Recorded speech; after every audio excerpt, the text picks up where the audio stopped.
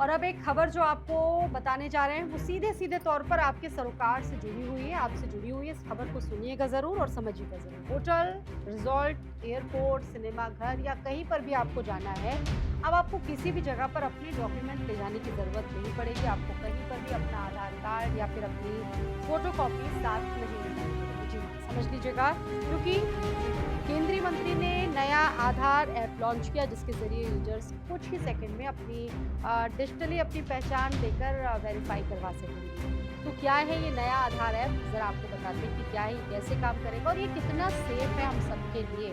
दरअसल ये नया आधार ऐप लॉन्च क्यों किया गया और क्या कारण है इसके, ये हम आपको जल्दी से बता देते हैं। सबसे पहले आपको बता दें कि गूगल प्ले स्टोर पर आधार फेस आरडी के नाम से इसको लॉन्च किया, जिसके आधार पर लोग डिटेल्स डिजिटली स्टोर कर सकते हैं और साथ ही साथ बहुत सारी चीज़ों में इस ये माना जा रहा है कि बहुत तेज़, बहुत सरल और साथ ही साथ बहुत कम समय में आप लोग इसको यूज़ कर सकते हैं। इस ऐप को unique identification authority of India यानी कि यूआईडीआई ने डेवलप किया है और दिल्ली में ऐप की टेस्टिंग के लिए बीटा वर्जन लॉन्च किया गया है। हालांकि अभी कुछ ही यूजर्स ने इसको इस्तेमाल किया और ये काफ़ी यूज़र फ्रेंडली बताया जा रहा है। अब सवाल ये आता है कि आखिरकार इसमें नया क्या है, इसके क्या क्या बेनिफिट्स लोगों के लिए होंगे।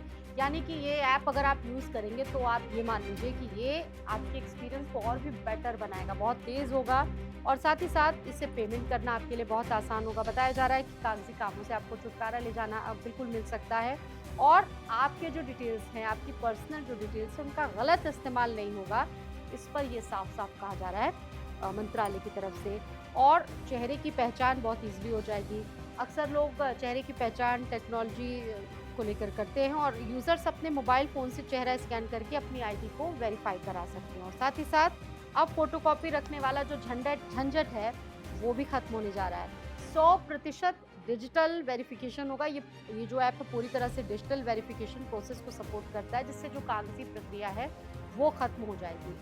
और बड़ी बात यह है कि ये जो नया आधार है उसके लिए इस्तेमाल करने के लिए आपको करना क्या होगा, बहुत छोटे छोटे स्टेप्स हैं वो आपको फॉलो करने होंगे। स्टेप्स जो हैं, सबसे पहले आपको ऐप डाउनलोड करना होगा, उसके लिए आपको क्यूआर कोड स्कैन करना होगा। बहुत सारी जो डिटेल्स हैं वो आपको दी क्यों गई हैं।